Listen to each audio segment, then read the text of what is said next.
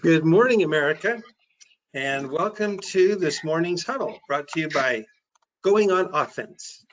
My name is Daryl Moon, and I will be your host today. Thank you for joining us, and we hope that you'll participate. We have some wonderful guest panelists with us today to talk about resilience, and we hope you will participate and share your ideas and suggestions. We're holding these huddles every Monday, Wednesday, and Friday in an effort to both be supportive of those who are struggling, but also to brainstorm and work together to share creative strategies to inject hope and optimism where there may be doubt and despair. I do want to remind our listeners that this is not a forum to vent or criticize or complain, but keep these huddles proactive and in a positive direction. There are four primary purposes of these huddles: to support those struggling, to brainstorm strategies to help to promote resources, and to engage collaboration. Now, to introduce today's guests, it's my pleasure to introduce Dr. Stephen Schimpf and Dr. John Davis. Dr. Schimpf is an internist, retired CEO of the University of Maryland Medical Center, and author of many books, including Longevity Decoded, The 7 Keys to Healthy Aging. Dr. Davis started as a minister, but then went back to school and got a PhD in psychology. He went to the University of Maryland, where he was assistant professor of family medicine and psychiatry. I'm going to invite both to take 4 or 5 minutes to introduce themselves and share a comment or two about this topic of making the most and being resilient during this time of crisis. But before I do, I want to invite all of you to participate in today's conversation. If you're willing to share your thoughts and insights, just raise your hand on your control box and I will turn on your audio so we can hear you. Dr. Schimpf, would you like to go first, and then Dr. Davis, take 4 or 5 minutes to introduce yourselves? Well, first of all, Daryl, thank you very much for the invitation to participate. Looking forward to it. You actually have introduced us both, but I'll a little bit more. Most important thing in my life was finding, Carol, my wife of 56 years, and we got married just 2 weeks before I started medical school. And so, you know the old story of I worked my way through school. No, she worked my way through school. And we were privileged church mice at the time, but we didn't know it because we were happy. And then finished medical school at Yale, stayed there for my internship and residency.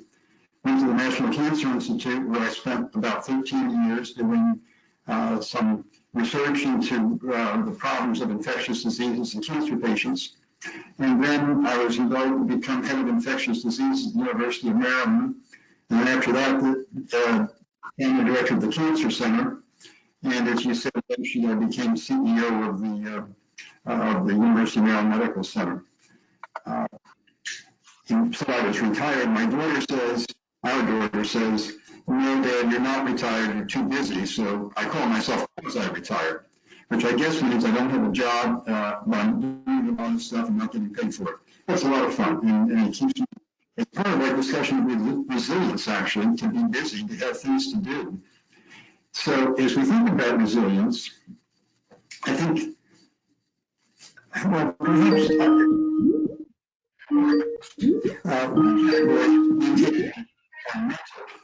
self, and the other is maintaining our physical bodies, and we have to do both. It's important that we take time every day to spend some time on this later. Such things as getting out to take a walk and doing some other physical exercises, eating a good diet, which is really important, and getting a good night's sleep, trying to maintain our stress levels down as much as possible. Of course, not smoking and being modest with alcohol. I won't say none because I have to have some. And then we get into the things that are really important for our mental status, including social engagement. But why don't I stop there? Okay. Dr. Davis? Hi, good morning, everybody.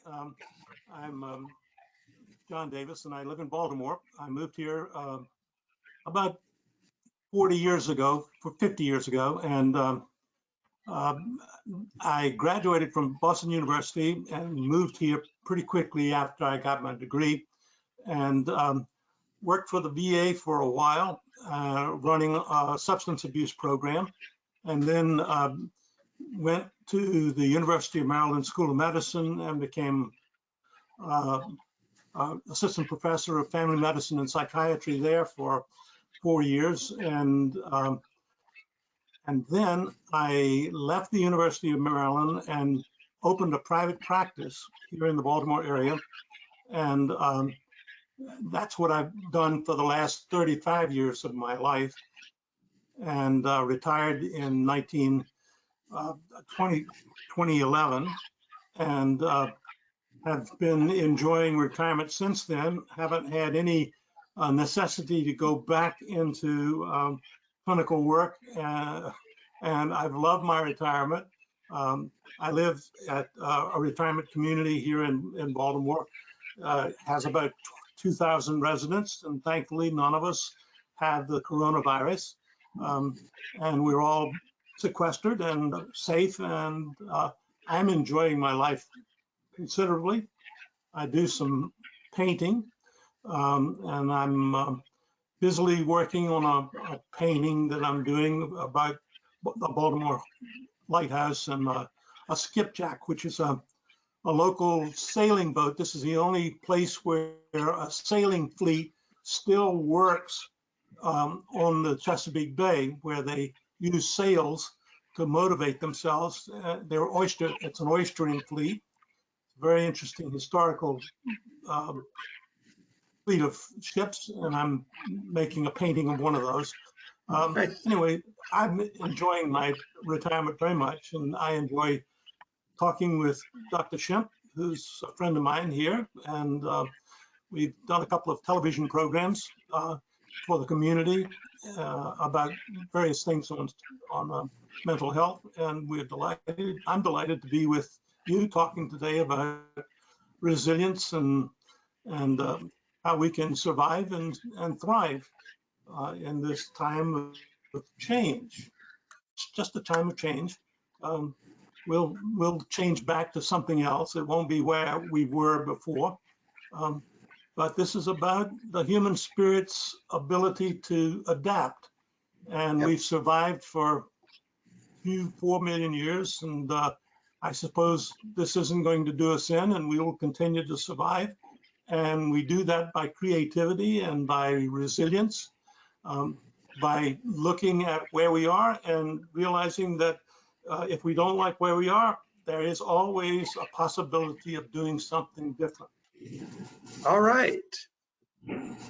Looks like everyone stopped, so I'm going to close that and launch it or share it so you can see it.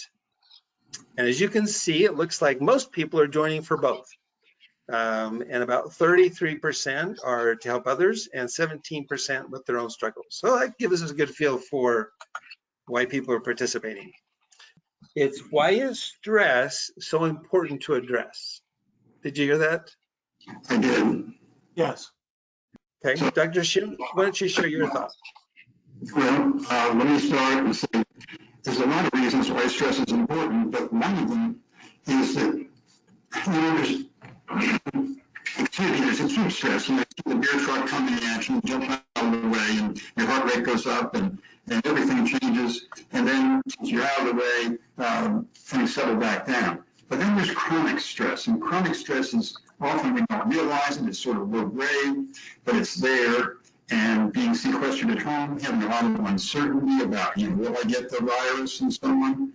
Will I have a job when this is over? All those sorts of questions, which are very realistic, but they're sort of hovering in the background, and that means that our body is putting out a low level of cortisol, it's putting out a low level of adrenaline, epinephrine, other chemicals, and although we can't feel it, these are causing damage in our body. It may be hurting our coronary arteries, it may be hurting our brains, it may be hurting our joints and so on. And so long-term, low-grade chronic stress is physically very, very bad for us. But the other thing it does, of course, is that it makes you sort of unhappy, uncomfortable, and you know, you may get sleepy with your wife, for example, or whoever else. Things just don't seem to be going right. So stress is really an important thing, and it's very, very important that we try and drive it down. And some of the ways to do that, of course, are a good diet, some exercise, good night's sleep, but also things like meditation, yoga, coherent breathing, other techniques, Tai Chi. It's really important to bring down chronic stress. And remember, you don't need to have it. But truth of the matter is pretty much all of us do have it right now from all the things going on in life. Okay, thank you, Dr. Davis. How about sharing your thoughts as a psychologist about stress? Well,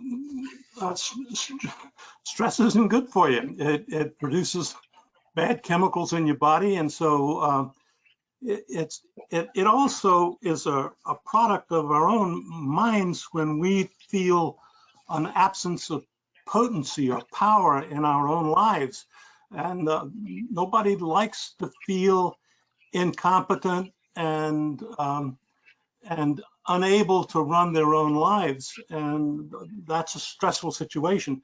And then when we have massive changes in our culture and our expectations and our behaviors, such as we're under right now with the distancing from one another physically, and sometimes what physical distancing does also makes us want to shut down and socially distance, and that of course is stressful. And so there are lots of things that are going on right now that are producing increased stress in our lives because things are changing. We don't like change. We also don't like to feel incompetent and don't like to feel like we're out of control, and all of those things are happening. And when we respond to stress, which is a natural response, it also produces a whole cascade of very toxic chemicals in our endocrine system and in our bodies, and it begins to wear on our tissues, and that then wears on our mental abilities and all of our abilities to function and to function effectively. And so stress is a natural result in life, and it's how we respond to it that is more, there's not always any control over what's stressing us, but lots of times there is some choices that we can make that can help us mitigate the stress and eliminate some of those toxic chemicals that are coursing through our body when we feel out of control and disempowered. And that's where we are right now. Nice. So, Dr. Schempf, in an article that you wrote, you used an analogy of a tree. In fact, I'm going to see if I can bring that up on the screen and share with us just a little bit about that analogy of a tree in a forest. Sure. I think it's interesting. We had a really bad thunderstorm the other day. I think that's where it kind of came to mind. It came in suddenly. We had an alert that maybe there was a tornado coming, and just watching out the window, it was strong. We watched the trees, just slight little leaves on them right now, and those trees were swaying back and forth, and you just look at them and wonder, how can they do that? That they have that resiliency as they sway back and forth. But some get really pushed pretty far over, and we had some trees that came down. And it shows on your screen here, this is a little story. I grew up in northern New Jersey with a lot of great birch trees. And they were really beautiful trees. In the wintertime, we had what I'll call an ice storm. That ice coming on would just weigh them down, and they would just tip right over. And if they were held down for too long, they couldn't get back up. So we would literally go out in the morning, if it wasn't going to be a warm day, and the ice wasn't going to melt right away, we could grab the branches and shake them and try and get that ice off, because otherwise they wouldn't come back up. Of course, the point of the story story is that most of those trees, or the trees in the forest, stand tall even with the rain and the ice. But some get pushed over and they need help. But if you help them, they can get back up to be as straight and tall as they ever were. So I think what I'd like to just end this little part by saying is, we all have a lot of resiliency, and most of us will be able to withstand the winds of COVID-19 and sheltering in place and so on. But some of us will need some help, and some of us will be able to find our own help through some of the things we just talked about and other things we will talk about. But others, some of our friends, the family, and so on, may need some help, and it's important for us to help give that help. As you've worked with patients in the past, what are some of the keys that you've shared with your patients in becoming resilient or being resilient? Well, I think the most important thing is to not be overwhelmed. The worst thing that we can do is to feel like that we don't have any choices, or that we are backed into a corner and there's nothing really that we can do, and that we are disabled from being in charge of our own lives. I think that's really the ultimate cause of stress. It's also one of the necessary conditions of self-esteem. If you don't have a sense of your own capability and your own power and your own potency, then it's very difficult to feel confident about yourself. And that's why being loved and being in a secure environment is very helpful, but it's not necessary for self-esteem. As a matter of fact, there are lots of people who are in very unloving situations, and yet they still feel that they've got some power over their life, some potency in their life. And the feeling of impotence is what is so crippling to us all. And when a tree bends over, as long as it can straighten itself, then it survives the crisis of being bent over. But if you can't right yourself, then you have a sense of disempowerment, and that is really distressful to us because it makes us feel totally out of control.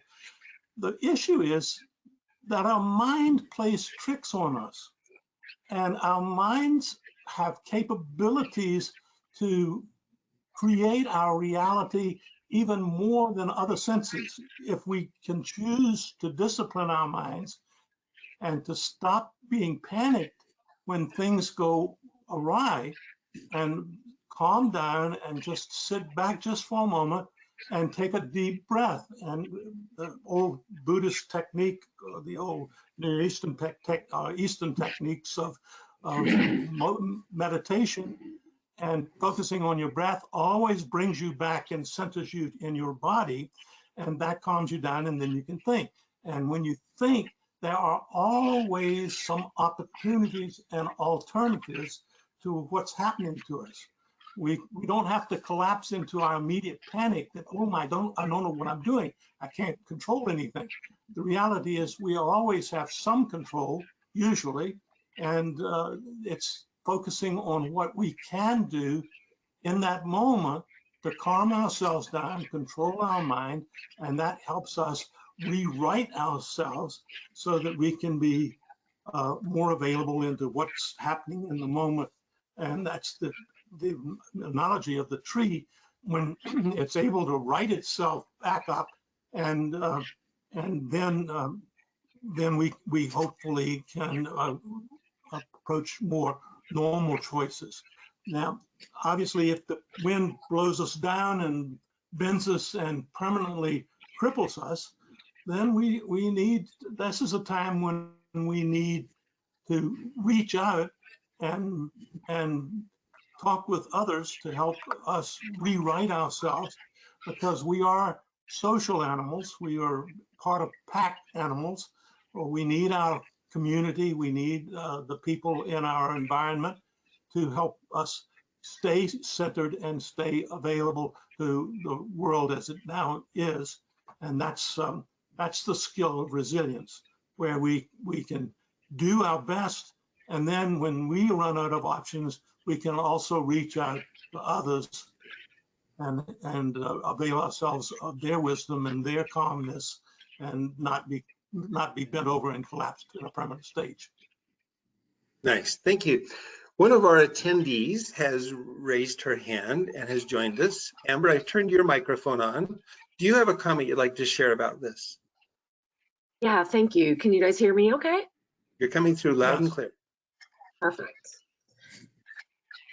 So I am a health coach, and I do have a background in psychology. Obviously, people and the way we think and our motivations and ways of building resiliency within has always been of interest to me personally.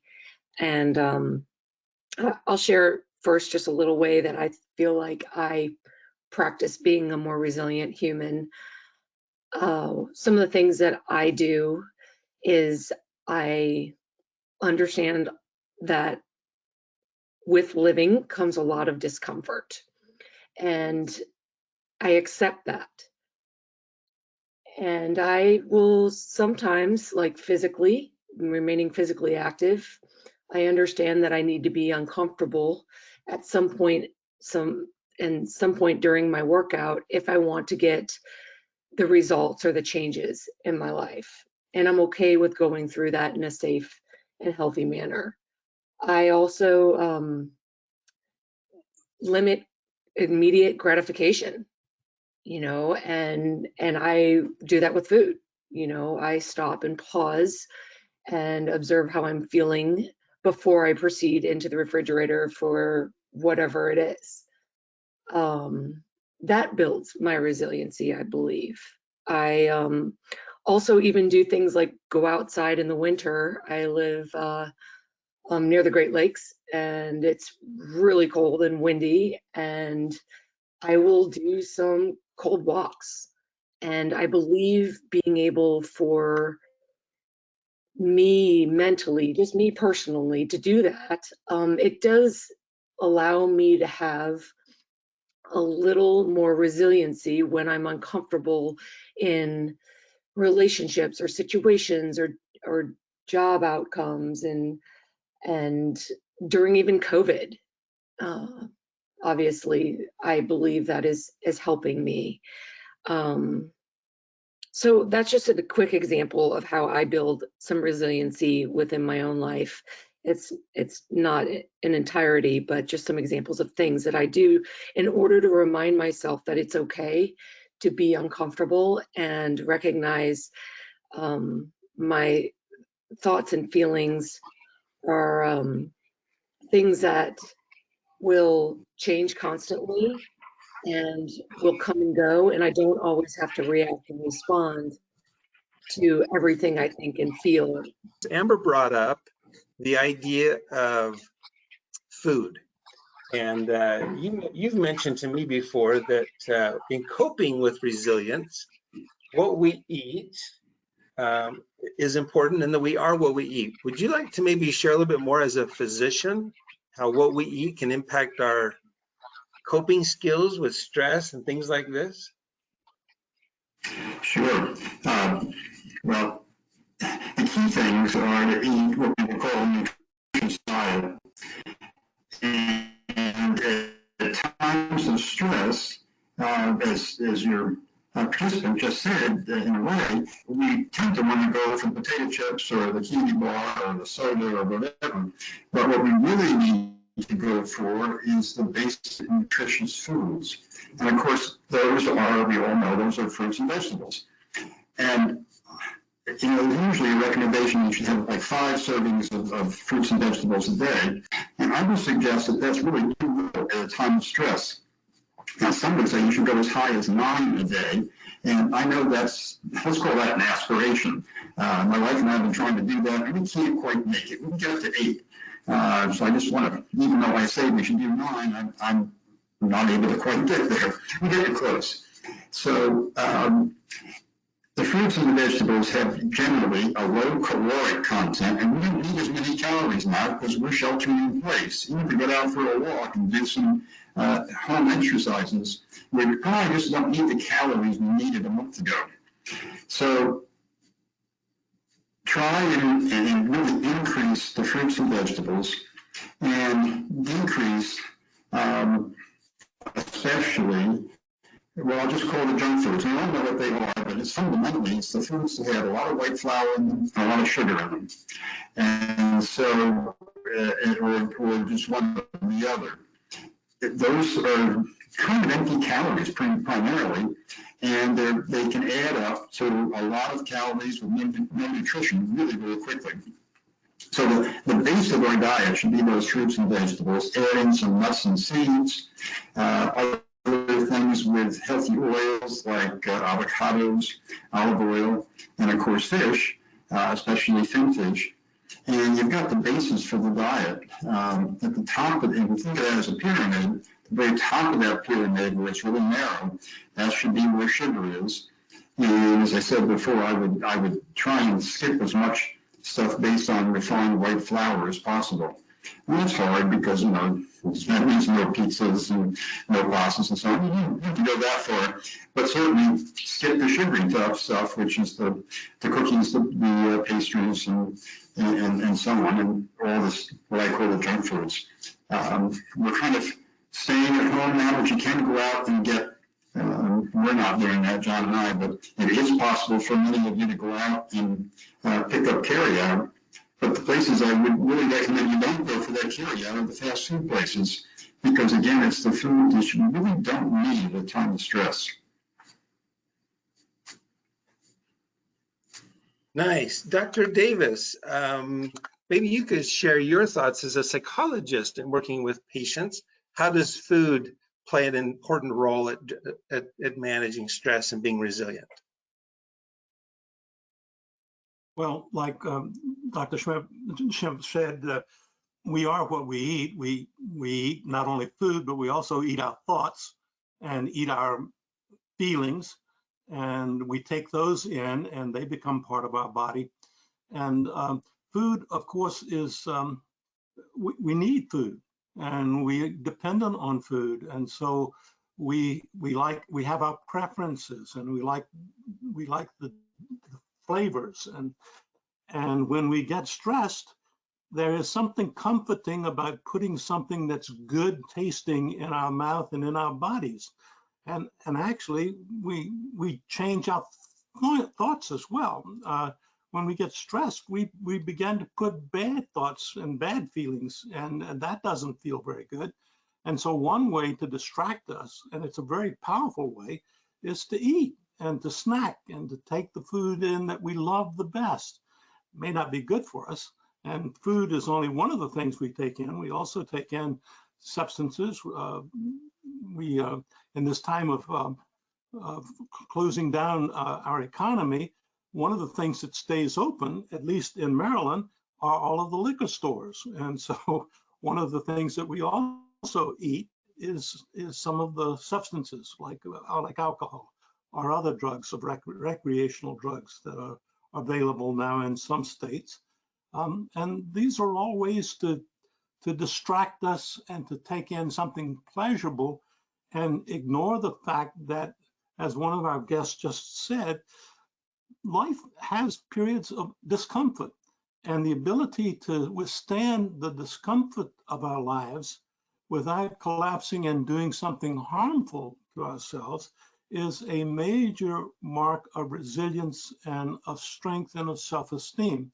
And this is a time when we need all of our best faculties, and we need to avoid the foods that are harmful to us, the drugs and substances that are harmful to us. This is not a time to indulge in those pleasures. Now's the time to have a little bit of self-restraint and to move forward to a better ability to make better choices. We can't make good choices if our bodies collapse, or if we're intoxicated, or if we're disabled in some other way by bad thoughts or bad actions. So this is a time to reach out, doing good things to people, with people, doing things for people are a wonderful way to feed your soul and feed your mind and feed your body. So that's some of the comments I'd have. Nice, thank you. Amber, I'm going to ask you if you'll share as a coach, how are you finding the way people eat and what they eat impacting your clients?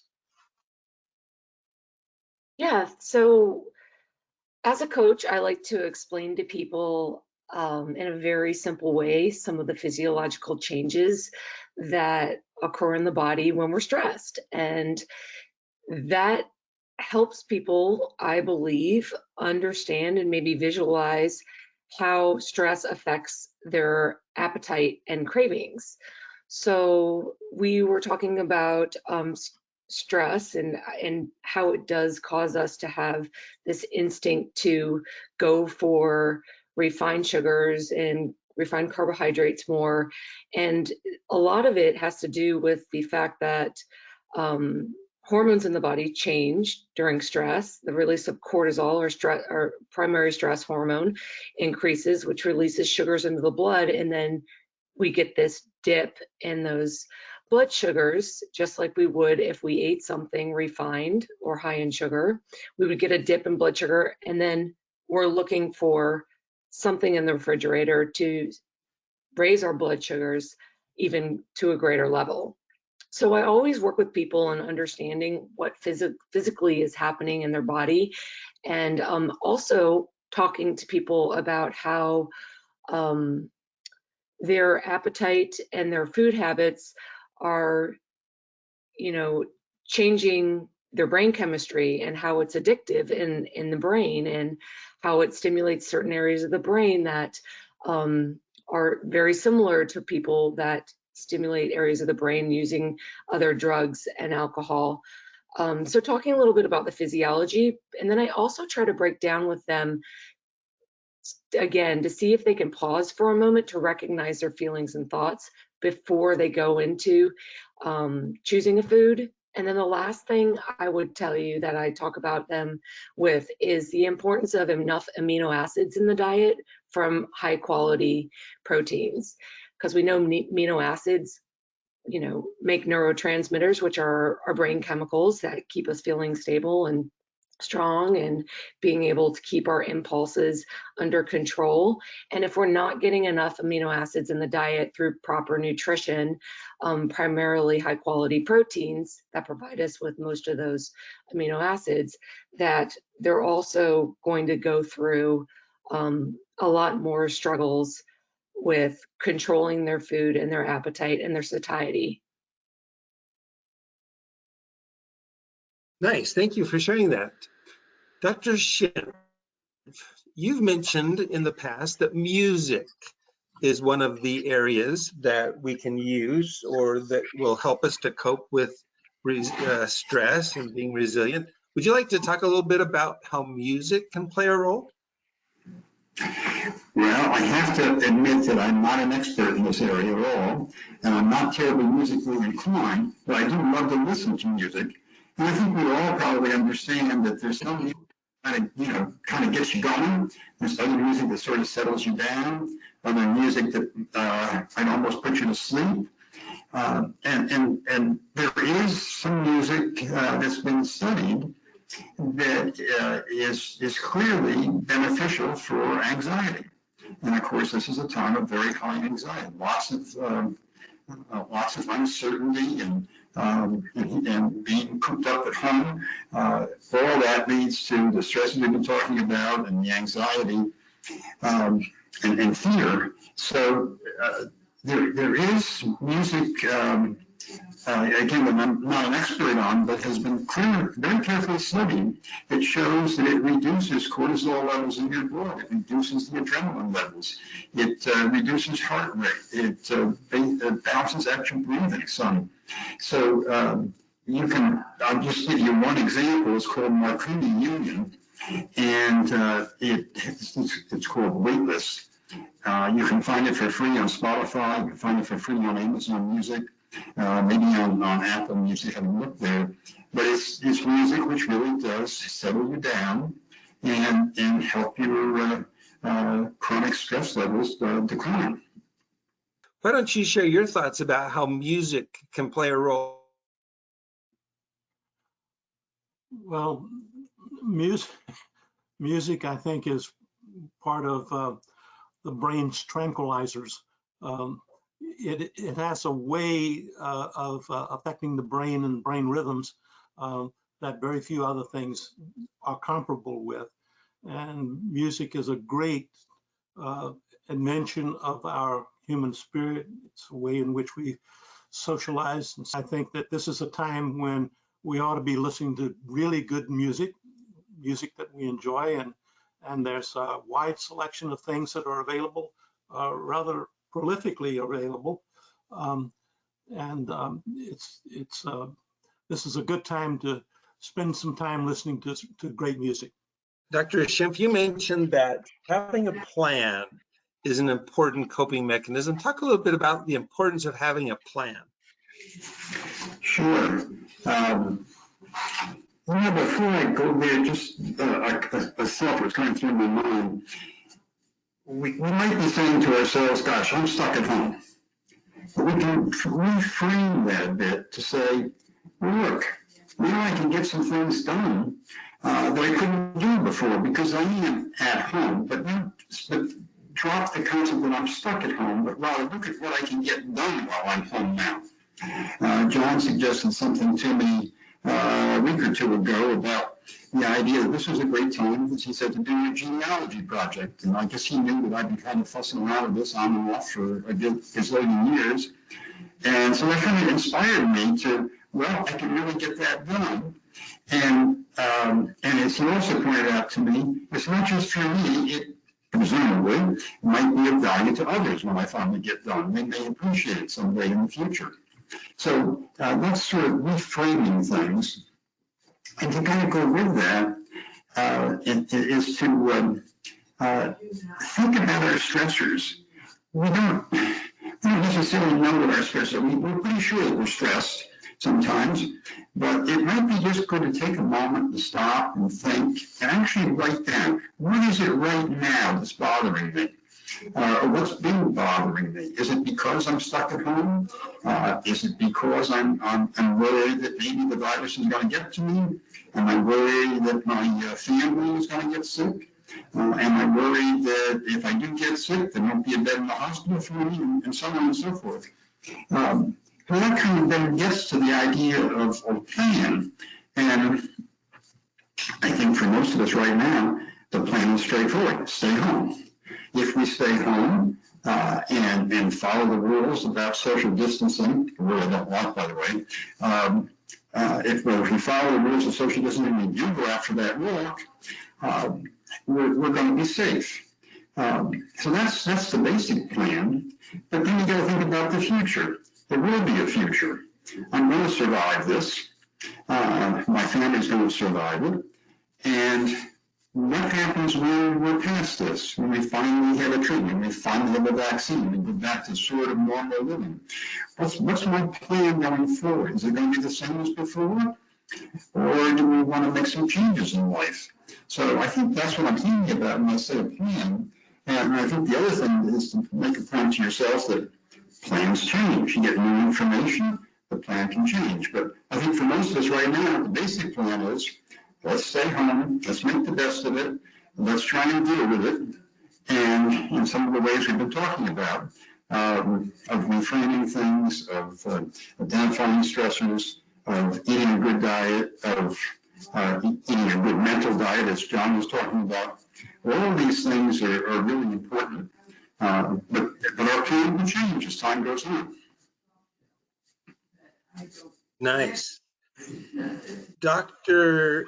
Davis, what are your thoughts about to create a plan? I'd like to just add a comment. Having plans is one of the ways in which we take back control of our mind. Lots of times we get stressed and we feel like there's nothing we can do or nothing that we want to do. And the idea of having a plan or deciding that you're going to do something immediately changes you from a stance of powerlessness to a stance of activity. And that is enormously helpful to the mind. It's also helpful to the body. When you have purpose, the purpose drives you and helps you accomplish and become more yourself. If you watch children, I've got a little nephew who just started walking. He's two years old. His parents were frightened that he was about retarded or something, and I said, leave him alone, he's fine. And he wouldn't stand up. He just wouldn't stand up. 2 weeks ago, he stood up for the first time. 2 weeks now this little kid is walking at 2 years old. He is so full of himself and so proud that he struggled. He struggled against doing something he didn't think he could do or didn't want to do. He stood up. It was so much fun. He now is running all around. He's running in 2 weeks. This is the brain who was already waiting for him to reach out and to reach inside himself and do something, make a plan. And he did it, and he's wonderful. And this is how we motivate ourselves. We become empowered in our own lives, and planning is one of the great steps for the human mind to empower ourselves. Very nice. Amber, did you want to mention anything about making a plan and how your clients are supported when they make a plan? Yeah, thank you. As a health coach, obviously, I'm going to try to encourage people definitely to create strategies in order for them to reach their desired results or behavior changes. So I think it's critical for clients to be able to sit down with me and write out specifically actions that they can take in order to get closer to the results. Obviously, I'm going to ask them to do small changes so we don't get overwhelmed, and we also can gain a bit of momentum towards the changes that they want to make. Like I said, they should be really specific, the actions that people are going to take. I think that's really important to write them down. And I always tell people not to wait on their emotions and brain. And I think when we have a plan, sometimes we need to just take action and not allow ourselves to overthink things and not let our thoughts get in the way of taking the action. And I use the example of getting to maybe a workout or the gym or a park for a walk, and people struggle with getting there. And I always tell people, just go through the action of showing up, and your brain and everything else will end up coming and following you there.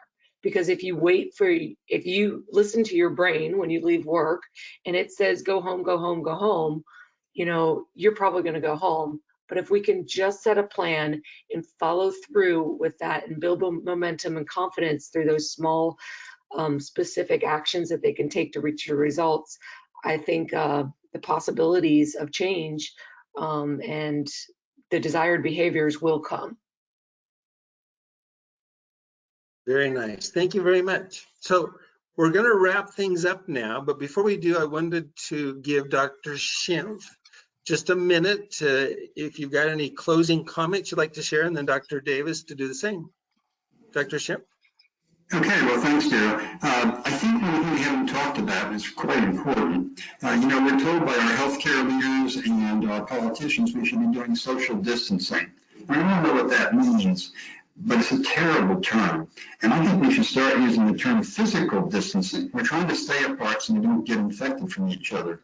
But what we really need to do is have social interaction or social engagement. It's very, very important for the human mind to have connections. And so even though we may be at home, nowadays there are all sorts of ways that we can interact with others. The technology that wasn't here 10 years ago is here now. So we have things like FaceTime and Zoom and what we're doing right now. and just the old-fashioned telephone approach. So it's important to interact with your friends and your family. And I would say, who's your, I don't know what term to use, but who's your inner cabinet? Who's your really close group? And spend a lot of time with them. And when you do, and someone says, gee, I'm worried about this or that, don't try and shut them down, but instead be empathetic and say, well, tell me more about why you feel that way, and you can have a little conversation about it. But if you say, oh no, that's not important, you wouldn't have helped them any. So anyway, back to just the idea that we need to interact, humans need to interact. So do so, find ways to do it, and again, there's all these technologies available now to do so. And I think that would be good advice. But when we're outside, remember to do the physical distancing. Dr. Davis, can you hear us? Yes, not very well, but I can hear you. Do you have any last minute comments? Just take a minute, if you would, to maybe wrap things up and share what you might want to kind of conclude with. Well, I couldn't agree more that this is a time when we are in need of reaching out and being with people in whatever way we can. And on the telephone, this is a great time to call all the people you've been intending to call for the last 2 months and haven't been able to do that because of one thing and another. This is a great time to catch up on your calls. Letter writing is still a possibility, that people are there who really do read your letters. And this is a time to reach out and to stay connected, though not physically proximate to one another. And this is a great opportunity for you to do something that you've wanted to do and now will benefit people all around you. That would be one suggestion that I would make. And thanks very much for sharing these thoughts and for letting me share. Immediately following the huddle today, you'll receive an email survey asking you for your feedback on today's huddle. We encourage you to complete it to give us feedback on how we can make things more effective. Also, please send us your ideas and suggestions for themes for future huddles. Again, if you'd like to be a guest to provide your input as a panelist, or if you know someone you can recommend, we would love to hear from you. To communicate with us, simply use the Contact Us form on the website goingonoffense.com. And again, we want to thank all those who participated today, Dr. Schimpf, Dr. Davis, and Amber. We also want to thank the organizations who have gotten behind this effort and are supporting it. Please check out the wonderful offers under the help page on our website, as well as the ideas and suggestions that are there.